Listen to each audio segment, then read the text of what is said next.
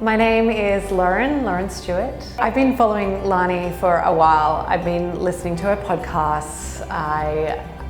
There was just something about her that really resonated with me, and I know this sounds kind of bad, but I wanted to see if she was real. I wanted to see her in the flesh. I wanted to meet her and be like, is this for real?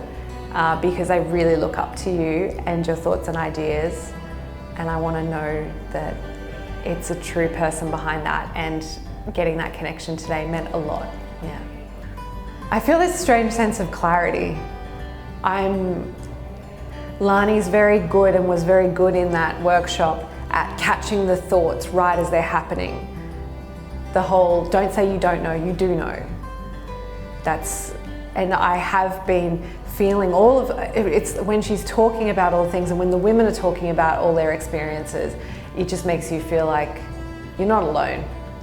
And that's how it feels different from when I walked in feeling very alone to now having a shared experience with so many other people. That's how I feel different.